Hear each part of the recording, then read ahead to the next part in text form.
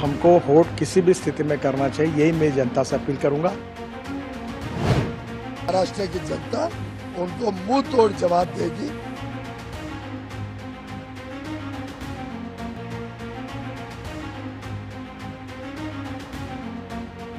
Already मत बनाइए, झारखंड बचाने का चुनाव बन गया है। हमारे महागठबंधन को पूरे ताकत के साथ मजबूती दे रही है। नमस्कार, आप देख रहे हैं टीवी 27। मैं हूं आपके साथ आलोक द्विवेदी। महाराष्ट्र और झारखंड के हाई प्रोफाइल चुनाव में सभी दलों और गठबंधनों की प्रतिष्ठा आंच पर लगी हुई है, तो आरोप भी संगीन लगाए जा रहे हैं। महाराष्ट्र में कल से ही कैश कांड को लेकर मामला गरमाया हुआ है और अब इसमें बिटकॉइन और बोगस वोटिंग के साथ हिंसा का एंगल भी जुड़ गया है। महायुति और महाविकास अघाड़ी दोनों ही एक दूसरे को घेरने की कोशिश कर रहे हैं। झारखंड की तुलना में महाराष्ट्र में सुबह मतदान की गति धीमी थी, लेकिन दोपहर होते होते मतदान की स्पीड बढ़ गई। फिल्म इंडस्ट्री से लेकर स्पोर्ट्स और कारोबारी जगत के दिग्गजों ने वोटिंग लाइन में खड़े होकर वोट डाले और लोगों से भरपूर मतदान करने की अपील की। झारखंड में वोटरों में ज़्यादा उत्साह दिखाया और महाराष्ट्र की तुलना में ज़्यादा वोटर वोट डालने निकले। दोनों जगह छोटी मोटी घटनाओं के अलावा कोई बड़ी बात नहीं हुई, लेकिन उपचुनाव वाली सीटों पर खूब हंगामा हुआ। पंजाब में आम आदमी पार्टी और कांग्रेस के वर्करों के बीच झड़प हुई, जबकि उत्तर प्रदेश में पोलिंग बूथ से लेकर चुनाव आयोग के दफ्तर तक जमकर बवाल दिखा। समाजवादी पार्टी और उनके समर्थकों की तरफ से एक के बाद एक वीडियो जारी किए गए और आरोप लगाया गया कि पुलिस प्रशासन जानबूझकर मुस्लिम इलाकों में वोटिंग नहीं होने दे रहा है। समाजवादी पार्टी ने मुस्लिम महिलाओं को बुर्के की जांच के नाम पर परेशान करने का भी आरोप लगाया और दोनों दल शिकायत करने चुनाव आयोग चले गए। इसके बाद 7 पुलिसकर्मियों को सस्पेंड कर दिया गया, लेकिन इसके बाद भी बवाल रुका नहीं, जो पूरे दिन चलता रहा।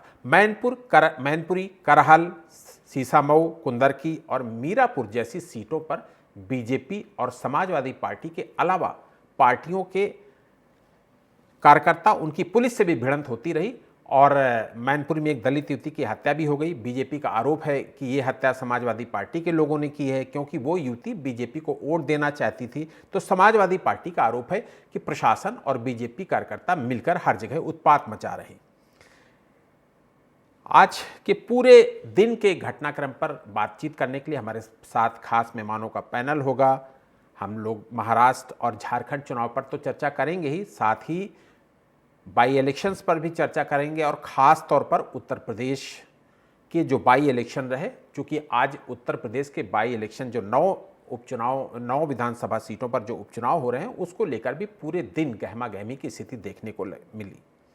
तो आज हम इसी बात पर अपनी इस चर्चा को आगे बढ़ाएंगे और हमारे साथ जो खास मेहमानों का पैनल होगा, उनमें से हमारे साथ स्टूडियो में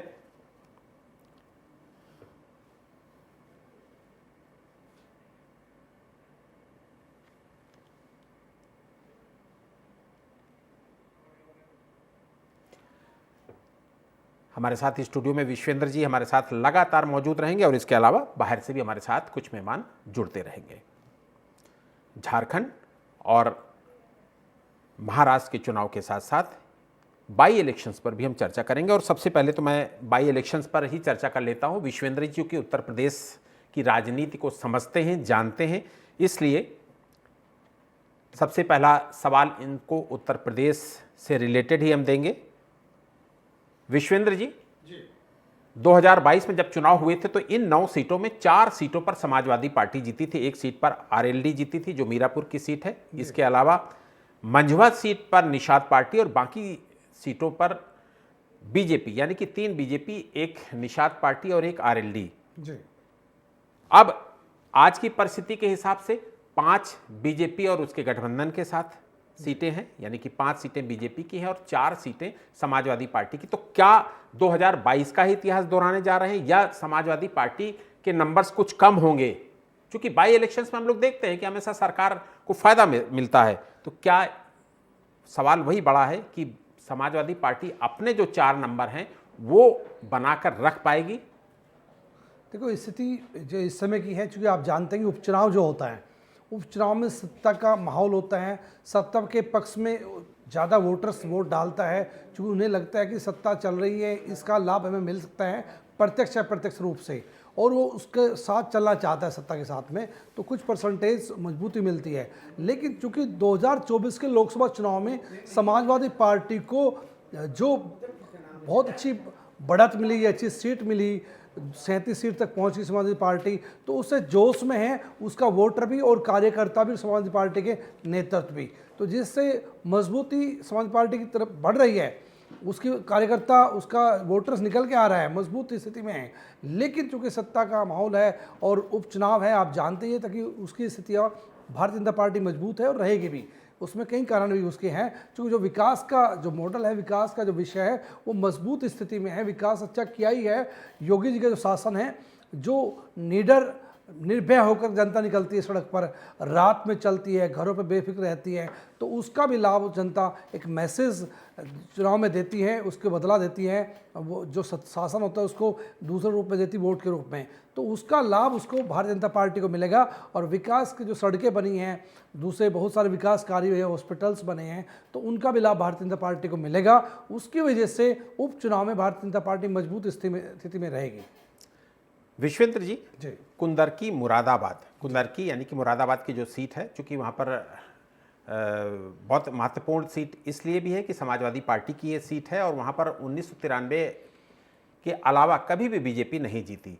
मीरापुर आरएलडी की सीट है और आज पूरे दिन हम लोग देखते रहे कि इन दोनों सीटों पर हंगामा होता रहा। हालांकि सीसामऊ जो कानपुर की सीट है वहाँ पर भी हंगामा देखने को मिला, लेकिन इन दोनों सीटों पर पूरे दिन गहमा गहमी, पत्थरबाजी, लाठीचार्ज, पुलिस का एक्शन देखने को मिला। तो कुल मिलाकर ये चुनाव मुझे लगता है कि बहुत महत्वपूर्ण दोनों दलों के लिए रहा, जिससे यही वजह है कि दोनों दल आमने सामने दिखे।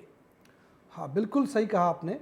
और इसमें मैं एक चीज़ और जोड़ना चाहूँगा। देखो, 9 सीट पर चुनाव है, लेकिन इन 2 या 3 सीट पे ही दंगा है, ये विवाद क्यों है? क्योंकि यहाँ पर कई कारण है। वहाँ की अगर कानपुर की बात करें तो कानपुर में भी भारतीय जनता पार्टी का एक मामला हुआ है जो सामने आया है और वो चर्चा का विषय बना है। जो उसके कैंडिडेट है अवस्थी जी, उनकी गाड़ी पर पत्थर फेंके गए हैं और कुछ और भी घटनाएँ हुई हैं, तो वहाँ का ये विषय रहा। लेकिन उससे बड़ा विषय जो दूसरी सीट है मीरापुर और कुंदर की, उनकी स्थितियाँ रही है। क्योंकि यहाँ पर जो वोटर निकला है, महिला वोटर्स जो बुरके में निकली, वो विषय बना हुआ था 3 दिन से। तो उस विषय के कारण से जो बुरके में महिलाएं आई है, बुरके में वोटर्स आया है, तो उसकी जांच करने का विषय गंभीर हो गया था। तो जांच करना जरूरी विषय थोड़ा इसलिए भी है ताकि उसमें बुरके में, जैसे भारतीय जनता पार्टी कह रही है कि बुरके की आड़ में जेंट्स वोटर भी आ रहा है और आई कार्ड दिखाता है कि मैं तो महिला हूं और वोट डालने का प्रयास करता है, और महिला कई बार वोट डाल रही है, दूसरी क्षेत्र की महिला अगर वोट डाल रही है, तो वो विषय बना हुआ है। इसलिए वो चाहते हैं कि उसका बुरका देखा जाए, उसका आई कार्ड से पहचान की जाए। ये मुद्दा गंभीर बना हुआ है। समाजवादी पार्टी कहती है कि नहीं, इसकी ज़रूरत नहीं है, ये पर्दा है, ये बेपर्दा नहीं होना चाहिए। तो जिस कारण से गर्म जोशी का माहौल बना हुआ दोनों विधानसभा सीटों पर, तो उसका जो जनता पर प्रभाव पड़ा ये कि वो वोट डालना चाहते हैं, वहाँ तक पहुँचे, लेकिन प्रशासन ने अपना जो ड्यूटी, अपनी जिम्मेदारी जो निभाई है, उसकी वजह से उनको वापस भेजा कि आप बुरका नहीं दिखाएंगे, बुरका नहीं उठाएंगे, आई कार्ड पूरा नहीं लेके आएंगे, डॉक्यूमेंट नहीं लेके आएंगे, तो वो भी कारण बना वहाँ पर। देखिए, चुनाव आयोग ने पहले ही विश्वेंद्र जी स्पष्ट कर दिया था कि आपको बुरका यानी कि पहचान तो देनी होगी, लेकिन पुलिस को ये अलाउ नहीं है कि पुलिस देखे। और इन सारी घटनाओं में कहीं न कहीं पुलिस इन्वॉल्व होती दिखी है और शायद यही वजह कि चुनाव आयोग ने 7 पुलिसकर्मियों को सस्पेंड भी किया है। फिलहाल हमारे साथ बीजेपी प्रवक्ता राजेश जी, कांग्रेस प्रवक्ता प्रशांत सिंह और पॉलिटिकल एनालिस्ट आलोक पांडे जी और पॉलिटिकल एनालिस्ट नवीन दुबे जी भी जुड़ गए हैं। आप चारों मेहमानों का स्वागत करूंगा और सबसे पहले तो मुझे लगता है कि आलोक पांडे जी के पास चलूंगा। आलोक पांडे जी, आपको मेरी आवाज आ रही है? जी, मेरी आवाज आप तक पहुंच रही है? जी बिल्कुल। आलोक पांडे जी, आज महाराष्ट्र में मतदान का दिन था, आपको सुबह से ही देखने को मिल रहा होगा, और ठीक मतदान से एक दिन पहले 2 बम फूटे, विनोद तावड़े, उसके बाद सुप्रिया सुले बम। मतदान से पहले ये 2 जो बम फूटे हैं, क्या इसका असर मतदान का दिन चूंकि आज रहा, क्या उसमें दिखेगा, और इसका असर क्या 23 तारीख की मतगणना में भी दिखेगा?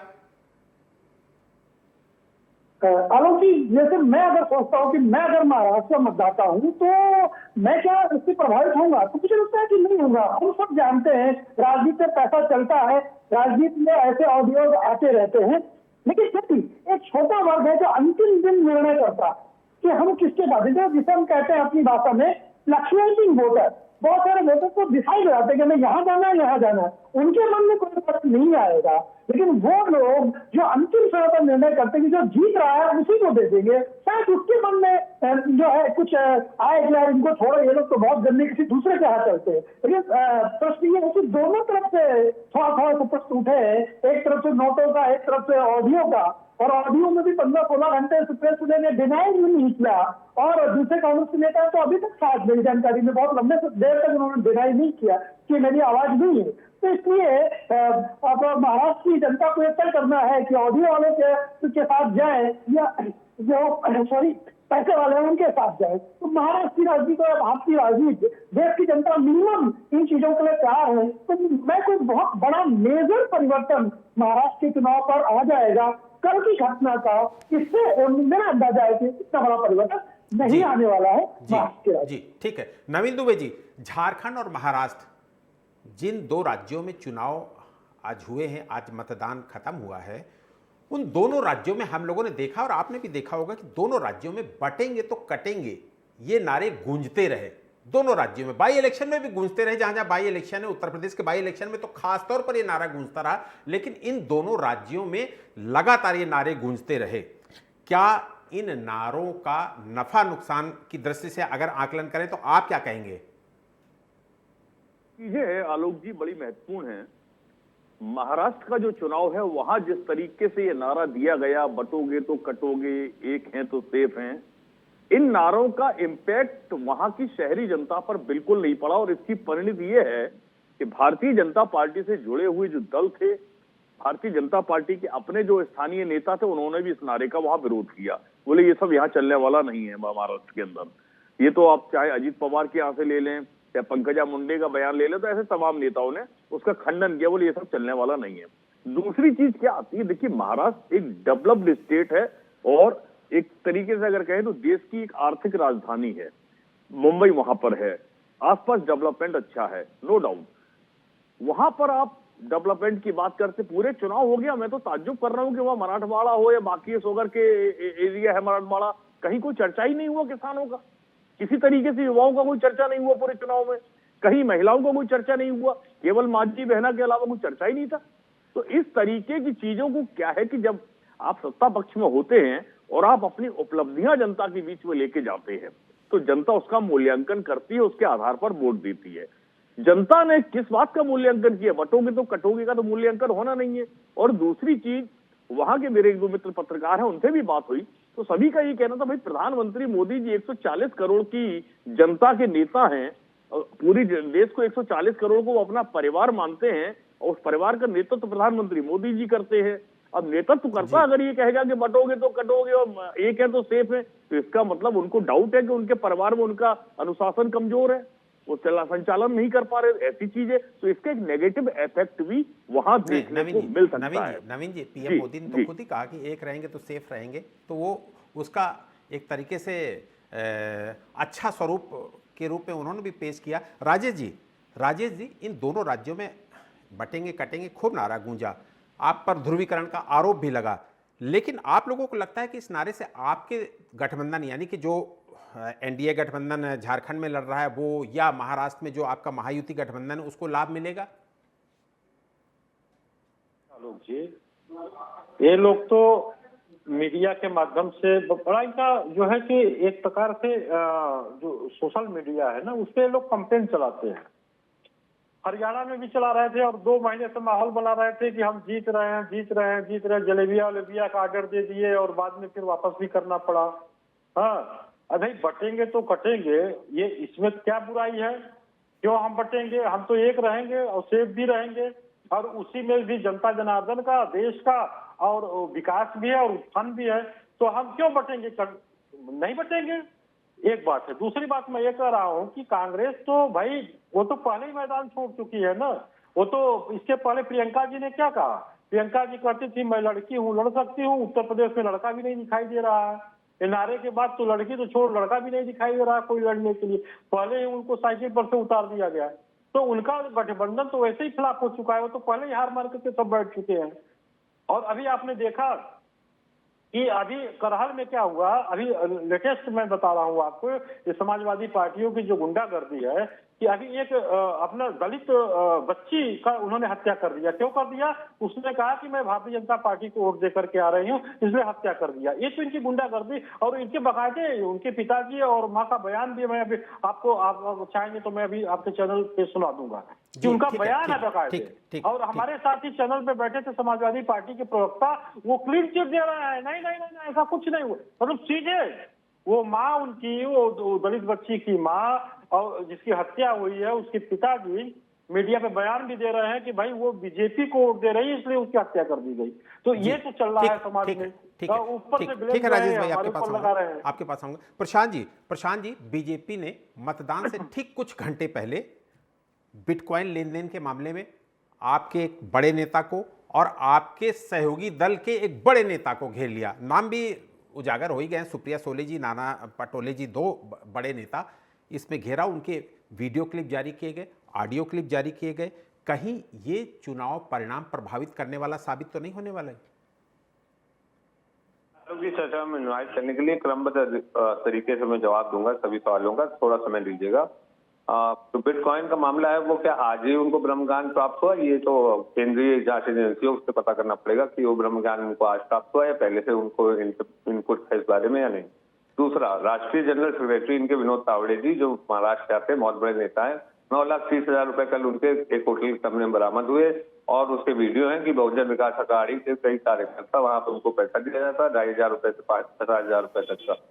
हर जगह ये बात आम चल रही है कि महाराष्ट्र में धनबल के नाम पर पहले 2 साल पहले सरकार गिराई, 1-2 पार्टियों को तोड़ा, एकनाथ शिंदे को तोड़ करके शिवसेना को तोड़ने का काम किया, भ्रष्टाचारी अजित पवार को अपने गले लगाया, उनको मुख्यमंत्री बनाया, उनको फाइनेंस मिनिस्टर बनाया। जो 4,500 करोड़ के आरोपी थे वो उनके सहयोगी हो गए और उन्हीं के साथ मिलकर चुनाव लड़ रहे हैं। बटोगे तो कटोगे की बात करते हैं हमारे प्रवक्ता जी। बांटने और काटने का काम divide and rule east India company करती थी, उसी को आज आप भी चला रहे हैं। और एक है तो सेफ है का जो मामला है, तो एक किसके साथ है आप? एक अदानी के साथ है।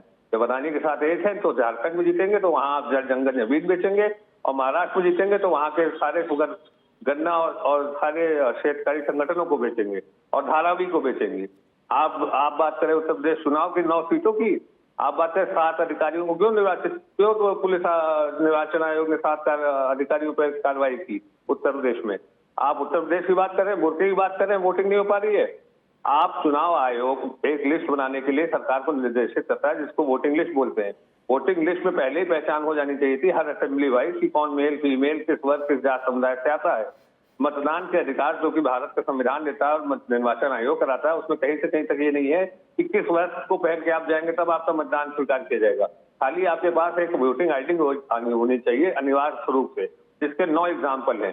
चाहे वो ग्राम प्रधान आपको कर दे, या फिर आपके पास प्रमाण पत्र हो, या वोटिंग आईडी हो इलेक्शन कमीशन का, या आधार हो, या पैन कार्ड हो, या फिर कोई और सरकारी आपके पास प्रमाण पत्र हो। अगर आपके पास वो है और आपका वोटिंग रोल में आपका नाम है तो आप वोट डालने से नहीं रोका जा सकता, ना वस्त के नाम पे ना किसी और चीज के नाम पर। तो जो भी ये हो रहा है ये अक्षमता प्रदेश सरकार की है, और वही प्रदेश सरकार जिसने चुनाव आयोग ने तो एक्शन लिया ना, चुनाव आयोग ने तो एक्शन लिया ना। मैं 20 सेकंड में अपनी बात खत्म कर रहा हूँ। प्रदेश सरकार जिसने 15 बस डिपो को निजी हाथों में दे दिया है अभी 2 दिन पहले, वही प्रदेश सरकार जिसके मुख्यमंत्री पूरे देश में घूम के बटेंगे कटेंगे 80-20 कर रहे हैं, वही प्रदेश सरकार जिसने झांसी के मेडिकल कॉलेज में ऑक्सीजन सप्लाई में 10 लोग मरे, उन पर अभी तक कोई कार्रवाई नहीं की। एक समिति बना दी, उसके 5 सदस्य बना दिए, लेकिन वहां के वीसी को नहीं हटाया। झांसी मेडिकल कॉलेज है, कोई स्टेट कॉलेज नहीं है, कोई नॉर्मल जिला अस्पताल नहीं है, एक medical college, state medical college. तो इतने अक्षम सरकार और उसके बावजूद इस प्रकार का घमंड। और रही बात चुनाव के नतीजों की, तो 2024 4 जून को हंसी मत 31 सीट पे आ गए थे आप। पिछली बार 23 सीट पे थे, 23 सीट महाराष्ट्र में थी, 31 पे आ गए महाराष्ट्र में, और 65 सीट पे थे आप उत्तर प्रदेश में, आ गए आप 36 सीट पे। और आप किस प्रकार से आप सरकार चला रहे हैं 4 जून के बाद, ये तो आपको ही पता है। पैसे के दम पे आपने महाराष्ट्र की सरकार गिरा दी। एक व्यक्ति जो बाला साहब ठाकरे को अपना पिता तुल्य भगवान बोलता हो, उसको आपके पैसे के दम पे आपने खरीद के पार्टी तोड़ डाली, आपने उनका सिंबल चुरा लिया, और आप परिवारवादी की बात कर रहे हैं। तो परिवारवादी ज्योतिरादित्य सिंधिया कौन है? वी.एस. सूर्यदेवप्पा क्या बेल पे बाहर नहीं है? क्या उनके ऊपर कार्रवाई हो रही है? या चिटफंड घोटाले, शारदा घोटाले में आपके बंगाल की आपके जो नेता है उनके ऊपर प्रशांत जी आपके पास कार्रवाई हो रही है? जी ठीक है प्रशांत जी आपके पास आऊंगा। विश्वेंद्र जी भी हमारे साथ हैं। विश्वेंद्र जी, करहल हम लोगों ने देखा 2022 में समाजवादी पार्टी जीती, सीसामऊ समाजवादी पार्टी जीती, कटहरी समाजवादी पार्टी जीती, कुंदरकी समाजवादी पार्टी जीती। अभी थोड़ी देर पहले मैं देख रहा था कुंदरकी से जो समाजवादी पार्टी के प्रत्याशी हैं उन्होंने चुनाव के बहिष्कार की घोषणा की है और ये कहा है कि चुनाव आयोग को यहां पर दोबारा मतदान कराना चाहिए, चुनाव कैंसिल कर देना चाहिए। तो मुझे लगता है कि समाजवादी पार्टी ने तो वहां पर अपनी हार स्वीकार ही कर ली। अगर प्रत्याशी ही ये कह रहा है कि यहां पर दोबारा चुनाव हो और हम मतदान का बहिष्कार करते हैं तो निश्चित रूप से स्वतः ये माना जाए कि उसकी हार स्वीकार कर ली। दो चीजें, उसके कहने का दो अर्थ है। एक तो ये कहना क्यों पड़ा उसको, ये भी देखना पड़ेगा लोग जी हमें कि उसकी स्थिति ये रही कि ताकि सरकार या प्रशासन या चुनाव आयोग का जो रवैया रहा उनको अच्छा नहीं लग रहा, उसमें कुछ कमियां नजर आ रही है, तो उनका अधिकार कह सकते हैं। लेकिन उनके कहने का जो अर्थ है उसका इस समय क्या उसका रिजल्ट आएगा वो संभव नहीं है कि इस समय बहिष्कार करे, वो तो संभव नहीं हो सकता। बहिष्कार करने से दोबारा चुनाव हो जाए वो संभव नहीं है। तो इस रूप को देखते हुए ये भी माना जाएगा कि वो हार स्वीकार कर रहे हैं। लेकिन ये मानना पड़ेगा इस क्षेत्र में, इस विधानसभा सीट पर बहुत ज़बरदस्त वोटिंग हुआ है और वोटिंग मोमेंटस ने समाजवादी पार्टी के जो वोटर्स हैं या यूँ कहे अच्छी वोटिंग की है, ये बधाई के पात्र है। जो वोट करता है वो वोटर्स अच्छा होता है, बधाई का पात्र है। जो नहीं कर रहा वो बुराई का पात्र है। तो उनका वोट अधिकार है, वोट दान करना चाहिए। तो ये भी तो देखना है ना, समाजवादी पार्टी अपने मेंबर्स को, अपने वोटर्स को समझा पाई कि वोट करे, लेकिन दूसरी पार्टियां नहीं समझा पा रही वोट करे, उनके वोटर्स कम निकल पा रहे हैं। तो ये कमी है, भारतीय जनता पार्टी को यहाँ ध्यान देना होगा। लेकिन ये मानना होगा कि विकास कार्य हुए तो उसका लाभ उसको भारतीय जनता पार्टी को मिलेगा। लेकिन मैं यहाँ पर एक बात और कहना चाहूँगा, इसी के नज़दीक मुजफ्फरनगर जनपद में जो मीरापुर विधानसभा सीट है जिसकी पहली बार आप बात कर रहे थे, उस सीट पर वो क्षेत्र पड़ता कव्वाल कांड, जो 29 अगस्त 2013 को दंगा हुआ था कव्वाल कांड, ये वही उसी क्षेत्र के आसपास का क्षेत्र है। तो वहाँ अगर आप देख रहे होंगे तो लगातार वोटिंग परसेंट बहुत ज़बरदस्त है और खूब वोट हो रही है। यहाँ भारतीय जनता पार्टी और आरएलडी का गठबंधन प्रत्याशी मिथिलेश पाल जी है और दूसरे प्रत्याशी सुम्बुल राणा जी, कादी राणा एक मजबूत परिवार माना जाता है वहाँ का, उस परिवार से हैं। तो दोनों कैंडिडेट बहुत मजबूत हैं। आरएलडी की जो पार्टी है वो मजबूत है यहाँ इस क्षेत्र में। तो उनकी जो लड़ाई चल रही है, आज जो दंगा भी हुआ है, वो वोटर्स, वो कंपटीशन, जो माहौल है वो वास्तव पूरा गर्म माहौल है, मजबूत स्थिति है, पूरा कंपटीशन है। लेकिन यहाँ पर ये देखना होगा कि जो पत्थरबाजी हुई वो गलत हुआ है। पुलिस प्रशासन ने जो काम किया उसकी बुराई हुई, चुनाव आयोग ने उनको हटाया भी है। लेकिन ये भी मानना पड़ेगा कि भारतीय जनता पार्टी ने जो अभी अपनी प्रेस कॉन्फ्रेंस की है, तो उस प्रेस कॉन्फ्रेंस के अनुसार उनका मानना है कि इस विधानसभा के साथ जो गुंडागर्दी की जा रही है दूसरी विधानसभा में भी, वो ठीक नहीं। उदाहरण रूप करहल में जो एक बेटे की हत्या हुई है वो बहुत दुखदपूर्ण है। ऐसा होना बहुत गंभीर मामला है। जब वो कोई भी पार्टी हो उस पर एक्शन होना चाहिए, गंभीर एक्शन होना चाहिए, शासन प्रशासन। बिल्कुल बिल्कुल। और दोनों दलों की तरफ से ये आरोप लगाया जा रहा है कि बीजेपी के लोग कह रहे हैं कि समाजवादी पार्टी के लोग पत्थरबाजी करते रहे, समाजवादी पार्टी के लोग कह रहे हैं कि बीजेपी के लोग पत्थरबाजी करते रहे। और आज पूरे दिन यही सारी चीज़ें और यही सारी खबरें सामने आती रही। समाजवादी पार्टी की तरफ से 40 शिकायतें चुनाव आयोग में दाखिल की गई। इसी तरीके से बीजेपी भी आज पूरे दिन शिकायतों पर शिकायतें चुनाव आयोग की तरफ से करती रही। एक बार फिर महाराष्ट्र पे चलते हैं आलोक पांडे जी के साथ। आलोक पांडे जी, लोकसभा चुनाव की दृष्टि से विधानसभा चुनाव का अगर अवलोकन करें तो एक बार हम लोग चर्चा कर चुके हैं इस बात पर कि लोकसभा चुनाव में बड़ी क्षति हुई थी महायुति की, यानी कि जो मौजूदा सरकार है उसकी बड़ी क्षति हुई थी महाराष्ट्र में और वो 127 सीटों पर ही सिमट गई थी। और महाविकास अघाड़ी यानी कि कांग्रेस, एनसीपी शरद पवार और शिवसेना उद्धव ठाकरे, ये जो गठबंधन है वो 167 सीटों पर पहुंचा था। ऐसे में अब चूंकि विधानसभा चुनाव हो रहे हैं, 6 महीने का वक्त भी गुजर गया है, तो इन 6 महीनों में कुछ महायुति ने अपने आप को ठीक किया है, अपने आप को बेहतर किया है, या फिर फिगर वही आसपास रहने वाले हैं? इसके लिए मैं बार बार हरियाणा का उदाहरण देता हूँ। हरियाणा में बहुत कम लोगों की प्रोडक्शन थी कि भारतीय जनता पार्टी रिपीट करेगी। भारतीय जनता पार्टी ने तीसरी बार रिपीट किया, इतिहास बनाया, और कोई भी बहुत रेयरेस्ट लोग थे ये कहने वाले कि भारतीय जनता पार्टी वहां से जीत नहीं सकती। तो इसमें अब केवल 4 जून का बेस बनाकर ये कहना कि महाविकास अघाड़ी हार जाएगी या महायुति जीत जाएगी बहुत मुश्किल है। एग्जाम टफ होगा, लेकिन भारतीय जनता पार्टी ने अपनी गलतियों से सीखा है। और इस बात से कि वहां से एक नेता कोई ये कह देता है कि वहां बटोगे कटोगे का नारा नहीं चलेगा, ये नारा अमेरिका में चला है, भारत में भी चलेगा, महाराष्ट्र में भी चलेगा और झारखंड में भी चलेगा। अब कितना चलेगा ये देखने वाली बात है, लेकिन ये चलेगा नहीं, ये खोटा सिक्का हो जाएगा राजनीति में, ये फ्लॉप नारा हो जाएगा। तो राहुल गांधी फिर सेफ निकाल रहे हैं, उससे अडानी निकाल रहे हैं। ये बताता है कि नारे की तासीर बहुत गंभीर है। ये छोटा मोटा मुद्दा नहीं है, पूरी की पूरी भारत के विपक्ष की राजनीति बटोगे कटोगे आसपास क्यों है। आपने संविधान खतरे का नारा तो क्यों मजबूत नहीं किया? इसका मतलब है कि भारतीय जनता पार्टी ने जो बटोगे और कटोगे का नारा दिया है वो बिल्कुल सही निशाने पर लगा है। अब विपक्ष के नेता ये तो नहीं कह देगा ना नहीं बहुत बढ़िया बीजेपी को ऐसा नारा दिया है कि राजनीति बदल जाएगी। अगर वो बदल भी रही है तो भी खुले मंच पर विपक्ष ही कहने वाला नहीं है। तो महाराष्ट्र कोई भारत से अलग नहीं है। और क्योंकि बांग्लादेश की घटना के सबसे जिससे योगी जी ने उसे उठाया और क्या हिंदू बटा है तो कटा नहीं है।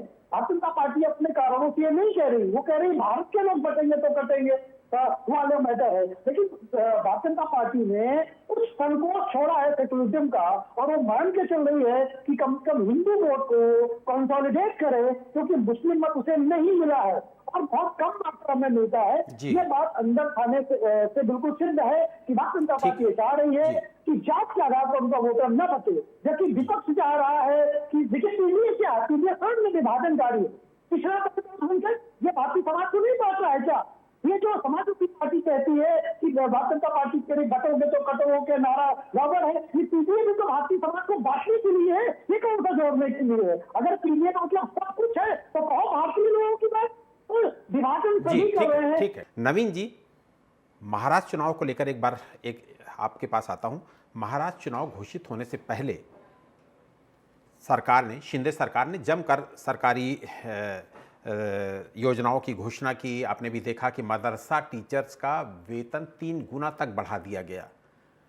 अब आज चूंकि मतदान लगभग हो ही गया है, ऐसे में क्या मैं आपसे जानना चाहूंगा कि अल्पसंख्यक मत बीजेपी की तरफ कुछ प्रतिशत झुके? क्योंकि इसके पहले का भी फिगर भी बता दूं, लोकसभा चुनाव का जो फिगर रहा है उसमें से 90% मुस्लिम मतदाता महायुति के खिलाफ वोट कर चुके हैं।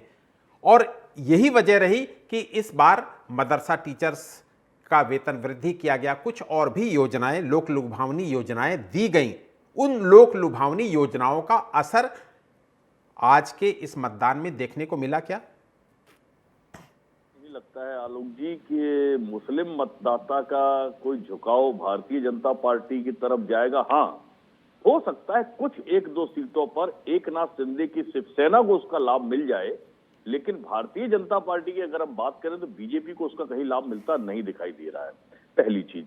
दूसरी चीज आती है कि कल जिस तरीके से विनोद तावड़े वाला मैटर उछला और वो लाइव चल रहा था सभी टीवी चैनलों पर, प्रिंट मीडिया में भी आया, उसके बाद अचानक से भारतीय जनता पार्टी को बैकफुट पर आना पड़ा। और बैकफुट पर आने के बाद अब आप सुप्रिया सुले और नाना पाटेकर का आप कुछ भी ले आए, उसका कोई मतलब नहीं है, क्योंकि ये ताजा तरीन मामला था। और जो लाइव हुआ, लाइव होने के बाद बहुजन विकास अघाड़ी ने जिस तरीके से उस मामले को खोला और बात की गई कि भाई 5 करोड़ है, डायरी में दिखाई दे रहा है 15 करोड़ का मामला है, वहां भाजपा को ये कन्फेस करना पड़ा कि साहब वो 9,30,000 या 9 लाख समथिंग रुपया था जो हमने टेंट का भुगतान और इसके लिए करना था। तो लोगों ने सवाल उठाया, हमने भी आज एक डिबेट में उठाया कि भाई जब मोदी जी कहते हैं डिजिटल इंडिया यूपीआई से 2 रुपए का पेमेंट किया जाता है, तो ये 9 लाख रुपए का कैश कहां से आया, क्यों बांटने के लिए ले गए थे भाई विनोद तावड़े? दूसरी चीज वो ये कहते हैं कि मेरे वहां 200-250 कार्यकर्ता बैठे थे, उन्होंने मुझे बुलाया प्रत्याशी ने, तो मैं चाय पीने चला गया था। जब आपके 200-250 आदमी वहां मौजूद थे, तो ये तो तय है कि 250 से ज्यादा तो लोग आए नहीं वहां होटल में, ना उतनी भीड़ दिखाई दे रही थी, आप ही के लोग थे। और लिफाफे जिस तरीके से पकड़े, उसमें काफी हद तक भारतीय जनता पार्टी बैकफुट पर। अभी आलोक जी ने एक बहुत बढ़िया बात कही, उन्होंने कहा कि देखिए ऐसा है कि हम सनातन की बात है, हिंदू मुसलमान की बात है, इस तरीके से भाजपा ने बटोगे कटोगे। आलोक जी, मैं एक चीज आपको थोड़ा स्मरण कराना चाहता हूं कि हालिया चुनाव अगर आप देखें, उत्तराखंड में बद्रीनाथ सीट पर वहां कोई बहुत ज्यादा मुस्लिम मतदाता नहीं है, भारतीय जनता पार्टी को पराजय का मुंह देखना पड़ा। देव स्थान है, अयोध्या देव स्थान है, भारतीय जनता पार्टी को पराजय का मुंह देखना पड़ा। चित्रकूट देव स्थान है, भारतीय जनता पार्टी को पराजय का मुंह देखना पड़ा। तो आप जिस तरीके से धर्म की राजनीति या धर्म को राजनीति में सशक्त तरीके से लाना चाहते हैं, तो फिर आपको सनातन के लोगों को मजबूत करने के लिए भी तो काम करना चाहिए। वो तो कहीं नवीन जी केदारनाथ में बाई इलेक्शन हो रहा है, उसका भी अनुमान बता दीजिए क्या होने जा रहा है। कुछ नहीं बहुत सारे नाम ले लिए, अभी कुछ भी नहीं कह सकते, वो तो सामने आ जाएगा, निश्चित तौर पर सामने आएगा। उपचुनाव मैं पहले ही कह रहा हूँ, उपचुनाव 90% सत्ताधारी दल के होते हैं। और मैं उत्तर प्रदेश का भी ये प्रेडिक्शन बता देता हूँ, 7-2 या 6-3 से मुकाबला रहेगा उत्तर प्रदेश का, चाहे कितने भी जोर कोई मार ले। जी ठीक है। प्रशांत जी, पहले कैश कांड आता है, कुछ ही घंटे बाद बिटकॉइन कांड आ जाता है। क्या कैश कांड का पलटवार है बिटकॉइन कांड? ये तो आपके विवेक पे मैं छोड़ता हूँ ना, दोनों ही घटनाएं आपके सामने हुई हैं। एक बिटकॉइन है, बिटकॉइन जो कि भारतीय गवर्नर आरबीआई के द्वारा प्रतिबंधित है, तो अगर उस पर कोई ट्रेडिंग कर रहा था तो वो तो पहले से हो रही होगी, राइट? तो अगर वो पहले से हो रही थी और उसकी कोई पहले से इन्वेस्टिगेशन चल रही थी, तो वो पहले से प्रेस में क्यों नहीं आया? जी प्रशांत जी, इसमें सुधांशु त्रिवेदी जी का एक कटाक्ष भी आया है। उन्होंने कहा है कि मोहब्बत की दुकान का सामान कहीं दुबई से तो नहीं आ रहा है। मोहब्बत की दुकान का सामान दुबई से तो नहीं आ रहा, पर दुबई में एक मस्जिद का शिलान्यास जरूर नॉन बायोलॉजिकल प्रधानमंत्री कर रहे हैं, उनको बोल लीजिएगा। जी ठीक है। राजेश जी के पास चलेंगे। राजेश जी, जबरदस्त टाइमिंग रही, इधर कैश कांड उधर बिटकॉइन कांड। नहीं देखिए आलोक जी, ये तो भ्रष्टाचार की जननी है कांग्रेस ना। भाई राहुल जी कहाँ है, ये बेल पे जेल से बाहर है। सोनिया जी क्या है, वो भी बेल पे जेल पे बाहर है। तो जब इनके मुखिया ये सब बेल पे जेल से बाहर है, तो अगर मुखियों का ये हाल है तो बाकी कार्यकर्ता अगर कर रहे हैं तो उसमें कोई भारत की जनता में कोई अतिशक्ति नहीं है कि, और उनको कोई कंफ्यूजन भी नहीं हो। जानते हैं कि जब मुखिया का ये हाल है तो बाकी कार्यकर्ता जो इनके प्रवक्ता है वो तो शामिल होंगे ही होंगे, लिप्त होंगे, जब उनकी कल्चर यही है। एक बात। दूसरी बात मैं आपको कह रहा हूँ कि ये लोग लंबी चौड़ी बातें कर रहे हैं। अरे भाई, अब जो जनता जनार्दन है वो जातिवाद, परिवारवाद, तुष्टीकरण से ऊपर उठ चुकी है, और यही कारण है कि 10 साल के बाद भी ये 99 के आंकड़ा से ऊपर नहीं उठ पाए, 100 भी नहीं पहुंच पाए। यही कारण है। और उत्तर प्रदेश में तो भाई इनकी नेता ही करेगी प्रियंका जी, लड़की वो लड़ सकती, वो लड़का भी नहीं दिखाई पड़ रहा है। तो ये तो इनकी स्थिति है कांग्रेस की। तो हरियाणा में तो जलेबी भी वापस करके आए, वही हाल इनका महाराष्ट्र में होने वाला है कि महाराष्ट्र में जलेबी का ही ऑर्डर दिया है कि कोई दूसरी मिठाई का ऑर्डर दिया है, वो भी वापस करना पड़ेगा। अखिलेश जी को साइकिल लेकर तय जाना पड़ेगा कि साइकिल पहले से ही पंचर है। तो इनकी स्थिति ये है, 2014 हो, 17 हो, 19 हो, 22 हो, 24 हो, तो जनता जनार्दन इनको जानती है कि भाई आप जहाँ पे हैं वहीं पे ठीक है, वहीं पे थोड़ा सा आप डाउन होते रहते हैं। ये 2-4 सीट आगे, 2-4 सीट पीछे, ये लगातार 14 से इनकी स्थिति है। देश में जब से परिवर्तन हुआ है 2014 के बाद से, और आदरणीय मोदी जी ने जब से देश की जो ये जातिवाद, परिवारवाद, तुष्टीकरण की राजनीति को उठा करके उन्होंने पॉलिटिक्स ऑफ परफॉर्मेंस में कन्वर्ट किया है, देश की जनता समझ चुकी है। अब काम चाहिए जनता को, अब ये नामदार नहीं चाहिए, कामदार चाहिए। और ये जातिवाद और तुष्टीकरण, परिवारवाद नहीं चाहिए भाई। जी बिल्कुल ठीक है, जो काम करेगा वो सत्ता में रहेगा। ठीक है राजेश भाई विश्वेंद्र जी के पास जाऊंगा। विश्वेंद्र जी, गाजियाबाद, फूलपुर और खैर ये बीजेपी की मजबूत सीटें मानी जाती हैं जी। मुझे लगता है कि यहाँ पर कोई दिक्कत तो नहीं होनी चाहिए बीजेपी को, क्योंकि समाजवादी पार्टी कहीं स्टैंड भी नहीं कर रही इन सीटों पर। नहीं, बिल्कुल ठीक कहा आपने, दिक्कत नहीं होनी चाहिए, दिक्कत है भी नहीं। लेकिन ये आंखें खोलने का विषय है भारतीय जनता पार्टी के लिए कि भारतीय जनता पार्टी का जो वोटर्स है वो कम निकल के आ रहा है, आप चाहे गाजियाबाद का वोट परसेंट देखें वो बहुत कम है और दूसरी पार्टी वोटर्स आ रहा है, ऐसे हमें लगता है। तो ऐसी स्थितियां हैं, निश्चित तौर पर भारतीय जनता पार्टी जीत जाएगी, लेकिन चुनौती भी कम नहीं है उसके लिए। तो भारतीय जनता पार्टी के लिए एक मैसेज है भविष्य के लिए, ताकि उसको सुधार करे। और चाहे वो गाजियाबाद की सीट हो, अतुल गर्ग की सीट रही है, तो उस सीट पर चूंकि पहले भारतीय जनता पार्टी 1 लाख से ज़्यादा वोटों से जीती थी विधानसभा चुनाव, लेकिन अब की बार जो स्थिति रहेगी उपचुनाव के बावजूद भी इतनी अच्छी रहेगी, डाउट है इस बात में, क्योंकि वोटर्स नहीं आ रहा। तो भारतीय जनता पार्टी अपने वोटर्स को लाने में कमज़ोर साबित हो रही है और फूलपुर बाकी सीट की जो निश्चित तौर पर मजबूत स्थिति है, और भारतीय जनता पार्टी निश्चित तौर पर 7-8 सीट जीत जाएगी 9 में से, इसमें कोई संदेह नहीं, 7 तक जीत आएगी आराम से। तो लेकिन आप विश्वनाथ जी कह रहे हैं कि बीजेपी का वोटर निकल नहीं रहा है, दूसरी तरफ समाजवादी पार्टी के लोग कह रहे हैं, समाजवादी पार्टी के बड़े बड़े नेता ये एलिगेशन लगा रहे हैं कि हमारे कार्यकर्ताओं को निकलने ही नहीं दिया जा रहा है। सर, भारतीय जनता पार्टी का कम निकल रहा है, जो लोकतंत्र के इस पर्व में गलत है, सही नहीं है, उनको अपने अधिकार का यूज करना चाहिए, पहली बात। लेकिन समाजवादी पार्टी का निकल तो रहा है, उसको रोक रहे वो विषय है, वो क्यों रोक रहे हैं, कैसे रोक रहे हैं, वो उनका आरोप है, सही है, वो चुनाव आयोग देखे, उस पर कार्रवाई भी करे। रोकना नहीं चाहिए, अगर वो रोका जा रहा है तो वो ठीक नहीं है, उनका अधिकार बनता है, उसको वोट डालने का अधिकार है, और वोट डाल रहे तो अच्छी बात है, ये बधाई के पात्र निकल के तो आ रही है। जी प्रशांत, आपके पास आऊंगा, आलोक पांडे जी से भी सीसामऊ का हाल ले लूं।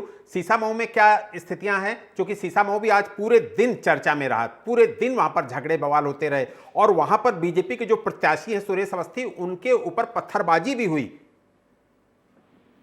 देखिए, इससे ये पता चलता है कि जो लड़ाई है वो टक्कर की है। और सीसामऊ में तो मेरे पास जानकारी है, भारतीय जनता पार्टी ने प्रत्याशी उतारने के पहले अपनी महिला कार्यकर्ताओं को दलित बस्तियों पर घुमाना शुरू कर दिया था।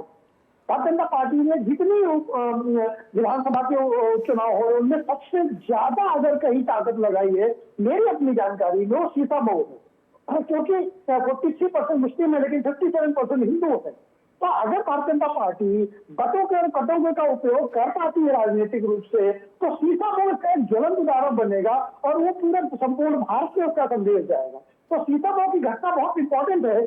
आज मैं एक वोटर से बात किया, मेरा ही मित्र है, दलित है, मैंने उससे कहा, दलित बताना इसलिए जरूरी है क्योंकि दलित वोट कहा जा रहा है सीतामऊ में, तो उसने कहा कि एक तो बस्तियों को छोड़ करके 60 से 70% वोट इस बात और दलितों का है वो ब्राह्मणों की तरफ, बीजेपी की तरफ जा रहा है। अगर ऐसा होता है कि वो भारतीय जो हमारे मित्र का एनालिसिस है, अगर वो बात सच जाती है, क्योंकि वो दलित बस्तियों में रह रहा है, वो वहां घूम रहा है, अगर ये बात वहां उस लेवल तक है कि भारतीय जनता पार्टी वो मैनेज कर पाती है, जिससे उसने कैंडिडेट उतारने के पहले से शुरू कर दिया था, तो जो 15-20 साल से सीतामऊ भारतीय जनता पार्टी के खाते में नहीं आ पा रही है, जब से नई विधानसभा सीतामऊ बनी है, तब से भारतीय जनता पार्टी के लिए वो उस चक्रव्यूह को तोड़ना मुश्किल रहा है।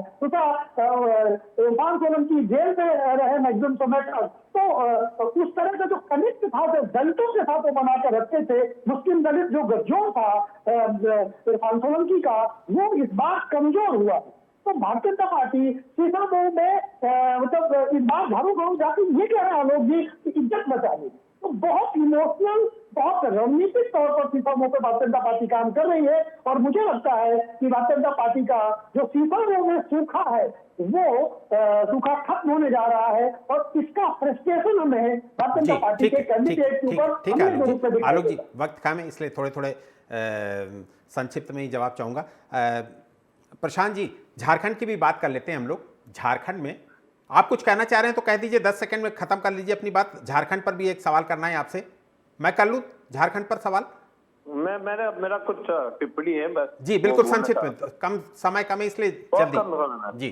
मैं देखिए, सबसे पहली बात तो ये है कि आदिवासी में मैं नागपुर से मैंने MBA किया है, सॉरी पुणे से, और आपको बता दूं पिछले दिवाली और धनतेरस पे HIG कॉलोनीज में भारतीय जनता पार्टी के कार्यकर्ताओं ने दिवाली और धनतेरस के नाम पर 12,000 17,000 के गिफ्ट ले जाकर के दिए। रेसिडेंट वेलफेयर एसोसिएशन होता है RWA को, HIG कॉलोनी में। ठीक है, ये आप निकल के वोट कीजिए।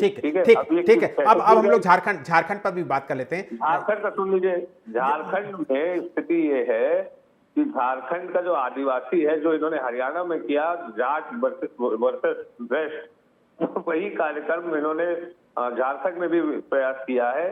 संथाल प्रजाति को अलग करने की, सरना प्रजाति को अलग करने की और बाकी आदिवासी ST ST ट्राइब्स को अलग करने की। प्रशांत भाई ऐसा है, प्रशांत भाई झारखंड में सबसे ज्यादा मुसीबतें आपके लिए हैं, और वो क्यों है वो भी जान लीजिए। धीरज साहू आपके राज्यसभा सदस्य, उनके यहाँ कितना पैसा पकड़ा गया आपने बताने की जरूरत नहीं। पिछले महीने इसके और सुन लीजिए, पूरी बात सुन लीजिए। आपके विधायक दल, कांग्रेस विधायक दल के नेता और सरकार में कद्दावर मंत्री आलमगीर आलम, उनकी क्या हालत है? वो जेल में है, और उनके यहाँ कितने छापे पड़े, कितनी बरामदगी हुई, उनके स्टाफ के यहाँ कितनी बरामदगी हुई। भ्रष्टाचार के आरोप में सबसे ज्यादा अगर झारखंड की राजनीति में कोई घिरा हुआ है तो कांग्रेस घिरी हुई है, और मुझे लगता है कि कांग्रेस कहीं इंडिया ब्लॉक के लिए कमजोर कड़ी ना साबित हो जाए झारखंड की राजनीति में। सुप्रीम कोर्ट ने जब हेमंत सोरेन को बेल पे रिहा किया तो उनकी टिप्पणी ये थी कि गलत केस में बिना सबूतों बिना साक्ष्यों के मुख्यमंत्री को इस प्रकार से डिटेन करना हेमंत सोरेन की हमने बात ही नहीं की, हमने तो आलमगीर आलम और आप जब मुख्यमंत्री जो आप एक चुनी हुई सरकार के मुख्यमंत्री को ऐसे आप गिरफ्तार कर सकते हैं तो बाकियों की तो बात ही छोड़िए। और रही बात लोकसभा चुनाव में, हम 2 से 5 सीटों पे पहुंचे, और आप देखेंगे कि आने वाले विधानसभा चुनाव में झारखंड राजद और कांग्रेस का गठबंधन चुनाव में जीत कर सरकार बनाएगा। जी ठीक है। राजेश जी आप भी कुछ कहना चाह रहे थे, आप अपनी बात खत्म कर लीजिए, उसके बाद आपसे भी एक सवाल ले लेता हूं झारखंड की राजनीति से जुड़ा हुआ। तो आलोक जी बस ये बताना चाह रहा हूं कि दलित पूरी तरीके से भारतीय जनता पार्टी के साथ है। उसका ये प्रूफ है कि समाजवादी पार्टी के लोग, इंडी गठबंधन के लोगों को ये चीजें डाइजेस्ट नहीं हुई, और मैं आपके बयान सुनाना चाह रहा हूँ। ये जो है एक दलित जो है लड़की के माता पिता दोनों का बयान है, इसको सुन लीजिए, दोनों का बयान है। ये सुन चुका हूं, मैं सुन चुका हूं इसको।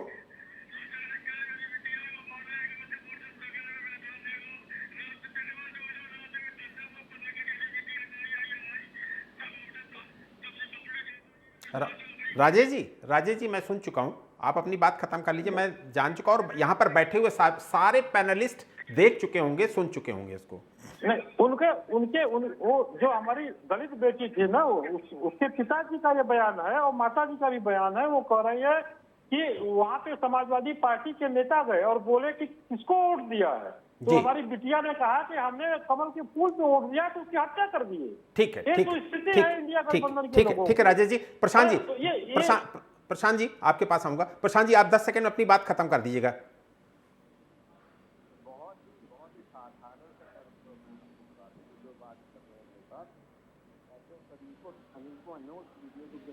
ग्राउंड पे काम करते हैं, इसलिए हमारे पास है इस सरकार की क्षमता, चाहे वो कुलदीप सिंह सेंगर का केस रहा हो उसमें, चाहे वो उन्नाव के बाद आप चले आइए देहरादून में अंकिता भंडारी का केस रहा हो, वहां भी इनकी सरकार है, उसमें लड़की बचाओ लड़की पढ़ाओ का अभियान इनका जुमला है। 10 साल में जितना इन्होंने काम किया वो सब जुमला है। 10 साल में इन्होंने जो त्रेता युग लेके आए वो सब जुमला है। 10 साल में 30 करोड़ रोजगार देना था, 22 तक किसान की आय दुगनी होनी थी, सबको तक मिलनी थी, कुछ भी पूरा नहीं हुआ, सब जुमले साबित हुए। ठीक है। राजेश जी से झारखंड पर तो सवाल ले लूं।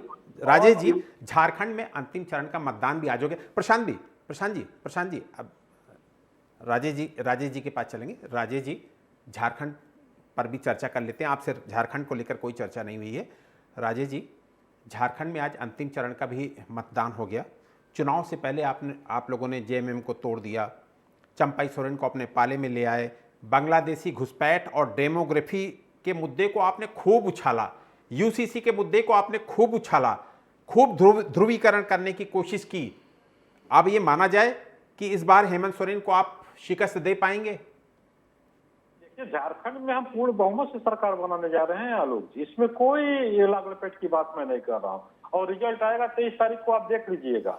और ये और झारखंड में भी बनाने जा रहे हैं और महाराष्ट्र में भी बनाने जा रहे हैं, और जो उपचुनाव है वो भी जीतने जा रहे हैं। क्योंकि ये लोग तो एक कैंपेन चलाते हैं चुनाव के ठीक पहले कि कुछ वोट हमको मिल जाए, कुछ सीट मिल जाए। वही हरियाणा वाला हाल इनका देखिए कि हर जगह होने वाला है। इनका जो हसर है वो जग जाहिर है, क्योंकि ये केवल अभी जहां भी चुनाव होते हैं आलोक जी, वो क्या करते हैं, रेवड़ी बांटने का काम करते हैं, बड़ी बड़ी जैसे वादा करते हैं, खटाखट बैंक में आ जाएगा, और जहां की सरकार बनती है कर्नाटक में देख लीजिए, हिमाचल प्रदेश में देख लीजिए, बोले कि नहीं सरकार तो कंगाल हो चुकी है, उसके पास कुछ है ही नहीं है। है ही नहीं तो मंच से आप ऊंची ऊंची लंबी लंबी भाषण क्यों देते हैं, वादा क्यों करते हैं, और सरकार बनने के बाद आप कहते हैं कि हमारे पास कुछ है ही नहीं है जनता को देने के लिए। तो जनता जनार्दन इस चीज को समझती है, इसलिए आज चाहे वो दलित समाज हो, चाहे पिछड़ा समाज हो, चाहे अगड़ा समाज हो, चाहे देश की जो 50% जो है कि नारी शक्ति है, सब हमारे साथ। जी ठीक है विश्वेंद्र जी, प्रशांत जी आपके पास आऊंगा। विश्वेंद्र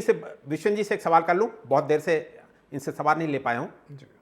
जी विश्वेंद्र जी, प्रशांत जी आपके पास आऊंगा, विश्वेंद्र जी से सवाल ले लेता हूं, फिर आपके पास ही सीधे आऊंगा। विश्वेंद्र जी, अभी मुफ्त की रेवड़ियां बांटने की बात हमारे बीजेपी प्रवक्ता राजेश जी ने किया है। जी आप ये देखिए कि 2 राज्यों में चुनाव हो रहे हैं, जी झारखंड और महाराष्ट्र। जी राजेश जी कह जरूर रहे हैं मुफ्त की रेवड़ियां बांटने का आरोप विपक्ष पर लगा रहे हैं, लेकिन मेरा कहना है कि क्या बीजेपी अलायंस यानी कि बीजेपी गठबंधन, चाहे वो महायुति की बात करें या एनडीए की बात करें, क्या वो पीछे है? क्या उन्होंने भी तो मुफ्त की रेवड़ियां बांटने के बिल्कुल वादे की झड़ी लगा दी है झारखंड चुनाव और महाराष्ट्र चुनाव में कि पता नहीं तरह तरह की योजनाएं, कितनी योजनाएं आप भी देखते ही होंगे। दोनों राज्यों में मुफ्त की रेवड़ियां बांटने का काम दोनों ही घटकों ने किया, दोनों ही जो प्रमुख दल हैं उनकी तरफ से किए गए। क्या ये कल्चर लोकतंत्र के लिए ठीक है? नहीं आलोक जी, बिल्कुल ठीक नहीं है। ये दुर्भाग्य है देश का कि मुफ्त की रेवड़िया के एक अप्रत्यक्ष रूप से मुफ्त की रेवड़ी के माध्यम से ये एक रिश्वत दी जा रही वोटर्स को, और इससे बहुत भारी नुकसान देश का जो विकसित भारत बनने की संभावनाएं है उससे वो हो रहा है। इसमें जिम्मेवारी केवल कांग्रेस की नहीं है। कांग्रेस के 2 प्रदेश में सरकार है जहाँ उन्होंने कहा था कि हम ये देंगे आपको, ये देंगे आपको, ये जनता को देंगे, नहीं दे पा रही, इसमें कोई संदेह नहीं है। बहुत स्थिति ज़्यादा अच्छी नहीं है। लेकिन भारतीय जनता पार्टी ने भी ऐसा किया है कि मुफ्त रेवड़ियाँ बांटने का जो घोषणाएं की है। लेकिन मैं यहाँ पर दोनों की तुलना में एक बात कहना चाहूँगा, भारतीय जनता पार्टी फिर भी उसके मुकाबले या विपक्षी गठबंधन के मुकाबले काफ़ी कुछ हद तक का कंट्रोल में रखने का प्रयास करती है। ऐसी कोशिश की जाती है कि वो कहीं ना कहीं सख्त फैसले भी लेती है, जिससे देश का जो रास्ता विकास का वो मजबूत हो, ऐसा प्रयास रहता है, हम डाटे में महसूस करते हैं। लेकिन मैं ये नहीं कहा कि भारतीय जनता पार्टी इससे बच गई। भारतीय जनता पार्टी भी इसमें लिप्त है, और जो ठीक नहीं देश के लिए, देश को जो विकसित भारत बनाना है वो नुकसानदायक है। जी बिल्कुल ठीक है। प्रशांत जी आप कुछ कहना चाह रहे हैं? आलोक जी, 26 मई 2014 को एक वादा किया गया था, 100 दिन में काला धन वापस लाया जाएगा, SIT बनाई जाएगी। 10 साल बीत गए, अभी तक कोई काला धन वापस नहीं आया। नोट में 6 दिवस अभी पीछे बीता है। 8 नवंबर को 2000 का नोट बदल देंगे, आतंकवाद रुक जाएगा, हर प्रकार का काला धन रुक जाएगा, पूरे देश में क्रांति आ जाएगी।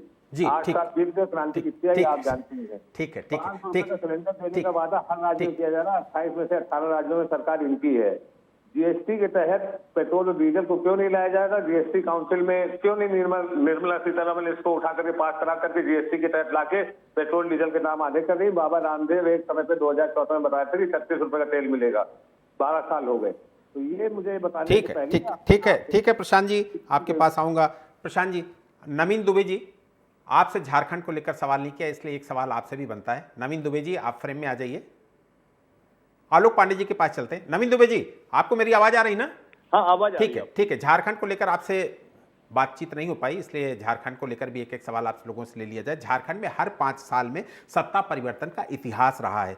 क्या झारखंड उसी इतिहास को दोहराने जा रहा है या फिर मिथक टूटने वाला है? नहीं, इस बार कुछ आसार दूसरे लग रहे हैं। देखिए, निश्चित तौर पर चंपई सोरेन को जिस तरीके से भारतीय जनता पार्टी ने अपने पाले में लिया है, जिनके ऊपर सर्वाधिक विश्वास हेमंत सोरेन ने जताया था, तो कहीं ना कहीं वहां का जो स्थानीय वोटर है उसकी क्या मनोदशा है, कैसे वो वोट कर रहा है, इसका मुझे लगता है कि 23 तारीख को स्थिति बहुत साफ हो जाएगी। लेकिन मुझे लग रहा है कहीं ना कहीं परंपरागत तरीके से हट के इस बार का मतदान वहां हुआ और इसीलिए टर्नआउट बहुत अच्छा आया है। जी ठीक है। आलोक पांडे जी, हेमंत सोरेन जी अभी कुछ दिनों तक जेल में थे। क्या कई बार ऐसी स्थितियां आती हैं कि जेल जाने का राजनीतिक लाभ भी प्राप्त हो जाता है? अब चूंकि आज मतदान का अंतिम चरण खत्म हुआ है, मैं आपसे यही जानना चाहूंगा कि हेमंत सोरेन के जेल जाने का फायदा क्या जेएमएम को या इंडिया ब्लॉक को मिलेगा? बिल्कुल अगर एसपी की अस्मिता से जोड़ पाए तो बिल्कुल मिलेगा, लेकिन जिस तरह की घटनाएं दिखाई दे रही हैं शेड्यूल्ड ट्राइब्स की अस्मिता के रूप में शायद उस मुद्दे को उतना वो नहीं बुना पा रहे। और दूसरी बात ये देखना यह है कि जो भारतीय जनता पार्टी ने बटोगे और कटौती के नारे को और डेमोक्रेटिक चेंज की बात को लेकर के जो संतुलन बनाने की कोशिश की है, साथ में जो सत्ता परिवर्तन की परंपरा है, तो जो सत्ता दोबारा आए वही सत्ता दोबारा आए, ऐसा कोई बृहत्तर ऑब्जेक्टिव उसने दिखाया नहीं है रूलिंग पार्टी ने, ऐसा कोई बृहत्तर काम किया नहीं है। तो इसलिए मुझे ऐसा लगता है और परिणाम में एक तरह की स्कूल से भारतीय जनता पार्टी ने एक बड़ा लेके अपने साथ जोड़ लिया है, तो मुझे ऐसा लगता है कि भारतीय जनता पार्टी झारखंड की इस पर बहुमत की सरकार बना ले जाएगी। ठीक है विश्वेंद्र जी, एक सवाल आपसे महाराष्ट्र का भी ले लेता हूं, क्योंकि महाराष्ट्र पर आपसे चर्चा नहीं हुई। वजह यह है कि आप उत्तर प्रदेश के अच्छे जानकार हैं, तो मुझे लगा कि उत्तर प्रदेश पर ही चर्चा करनी चाहिए। 5 साल 3 मुख्यमंत्री, 3 अलग अलग सरकारें। महाराष्ट्र में 2019 के विधानसभा चुनाव के बाद 5 साल सियासी उठापटक का ही रहा। अब फिर से विधानसभा चुनाव हो रहे हैं। राज्य की इतनी खिचड़ी सियासत है कि एक बार फिर यही सवाल उठ रहे हैं कि अगले 5 साल कैसे रहेंगे, क्योंकि आपको भी पता है कि 6 दल जो लड़ रहे हैं उनमें से कोई भी, लगभग सब 100 सीटों के आसपास हैं, तो कोई भी दल अगर सबकी सब सीटें भी जीत लेगा तब भी उसका मुख्यमंत्री नहीं होने वाला, और मुख्यमंत्री को लेकर दोनों गठबंधनों में लड़ाई होना तय है। पिछले 8 साल में सबसे ज्यादा जो केंद्र राजनीति का महाराष्ट्र रहा है, उसकी विशेषता कि महाराष्ट्र में जो वोटिंग हुई थी 2019 में, वो बहुमत मिला था भारतीय जनता पार्टी और शिवसेना को, लेकिन उसके विपरीत फैसला हुआ और वो एक अलग महाविकास आघाड़ी और युक्ति आघाड़ी वो बन गए, तो जिससे एक परिस्थिति बनती और बिगड़ती रहेगी। वो कई परिणाम अब की बार देखने को मिलेंगे उसके कि क्या स्थिति बनती है। जनता का एक तरफ फैसला होगा तो बहुत अच्छा रहेगा, ऐसी उम्मीद भी करते हैं कि सबक सिखाया जाएगा, चाहे वो अजीत पवार जी हो, शरद पवार जी हो, और चाहे उद्धव ठाकरे जी और शिंदे जी, इनको सबक सिखाने का काम भी संभावना लगती है इस विधानसभा चुनाव में होगा। और अब की बार अगर किसी कारण से ये गठजोड़ आता भी है तो निश्चित तौर फिर झगड़े रहेंगे और फिर दिक्कतें रहेगी। बिल्कुल दिक्कतें रहेंगी। फिलहाल वक्त हमें इतने की ही इजाजत देता है। विश्वेंद्र जी आपका, नवीन जी आपका, आलोक पांडे जी आपका, और हमारे साथ राजेश जी जुड़े, बीजेपी प्रवक्ता, कांग्रेस प्रवक्ता प्रशांत जी जुड़े। आप सभी मेहमानों का बहुत बहुत शुक्रिया करूंगा। वोटिंग खत्म हो चुकी है। अब रिजल्ट आने तक उम्मीदवार और गठबंधन अपनी अपनी जीत के दावे बुलंद करते रहेंगे और कयासों का दौर चलता रहेगा, लेकिन असली रिजल्ट 23 नवंबर को आएगा। तभी पता चलेगा कि करीब 2 महीने की राजनीतिक जंग का विजेता कौन है। फिलहाल मुझे दीजिए इजाजत, और देश और दुनिया की तमाम बड़ी खबरों के लिए आप देखते रहिए टीवी 27 न्यूज। नमस्कार।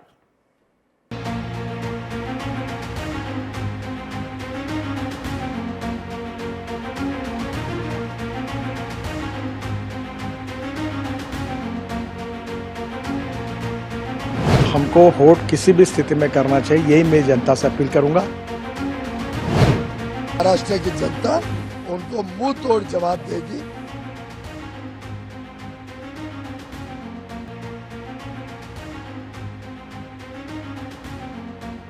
ये ऑलरेडी मत बनाइए, जिस गो एंड वोट। झारखंड बचाने का चुनाव बन गया। हमारे महागठबंधन को पूरे ताकत के साथ मजबूती दे रही है।